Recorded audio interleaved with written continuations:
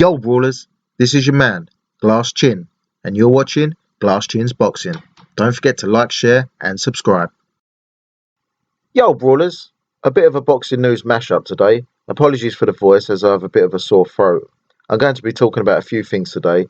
Whyte versus Fury, Trevor Bryan, Joseph Parker and Liam Williams versus Chris Eubank Jr.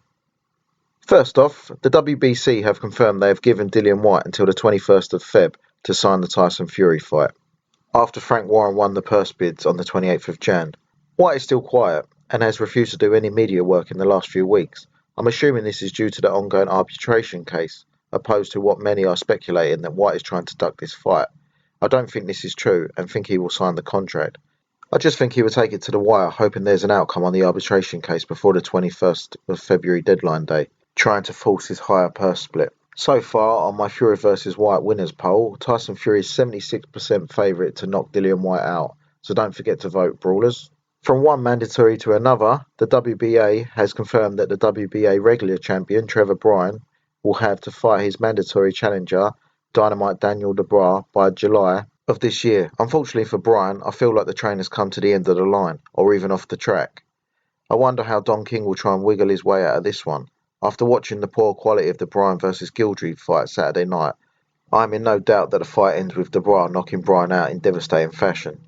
It's mind-boggling that Triple D is already in this position after losing to Joyce last year.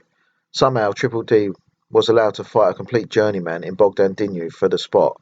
But then again, Bryan was allowed to defend his title against a complete cherry pick in Jonathan Gildry, who, to be fair, did put in a good effort, but still shouldn't have been in that position in the first place, being allowed to fight for a world title.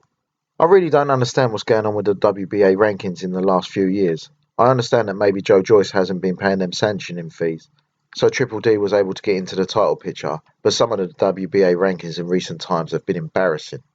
Speaking of Joe the Juggernaut Joyce, David Higgins, the manager of Joseph Parker, has confirmed that they are in talks with Joyce for a fight in the UK this year.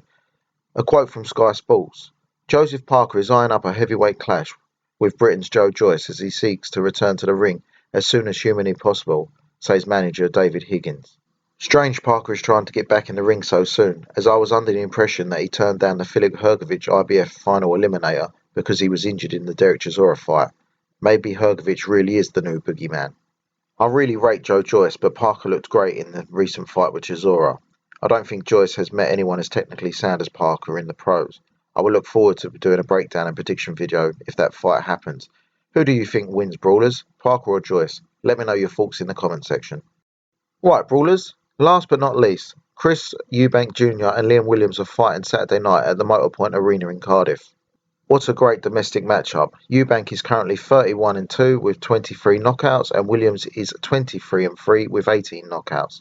This is a tricky fight to predict, as I feel that Williams is very underrated and that Eubank has never quite reached his full potential. Anyone who hasn't, please go and watch their Gloves Are Off episode on Sky Sports. Some pure gold there. Eubank got the best of the verbals, but both men came off great for another classic episode. Please go and watch it. I've been asked who I think wins this fight a lot this week, so I'm going to throw my 2 cents in the hat. Liam Williams, to me, is a very hungry fighter who wants the big names. He's a rough and tough fighter, borderline dirty, but he does have some underrated boxing skills. He showed this against Liam Smith, and he showed some great heart against Andrade. Williams is going to have the home advantage to boost him that little bit more. Home advantage in boxing is important from a psychological point of view. Having said all that, I'm going to pick next gen Chris Eubank Jr. to win this fight on points. I think his old setup with his dad and Ronnie Davis wasn't working for him. Other trainers like Adam Booth weren't the right fit. Since linking up with Roy Jones Jr., I think we will see Eubank hit his prime. I think we haven't seen the best of Eubank yet, and I think he has got another level. I don't think Eubank will stop the tough as nails Williams, but I think Eubank has his father's chin, so I can't see Williams making a dent. I think Eubank will take over in the second half of this fight and win comfortably on points. They may even be even at the 6th round mark, but Eubank will pull away. I think Eubank may seem flamboyant and does have his father's razzmatazz. He's great on the mic, but works hard in the gym, and will want to dedicate this fight to his brother Sebastian, who died recently. I think by the end of his career, Eubank will have done his father's legacy proud. What do you think, brawlers? Who do you think wins this domestic clash?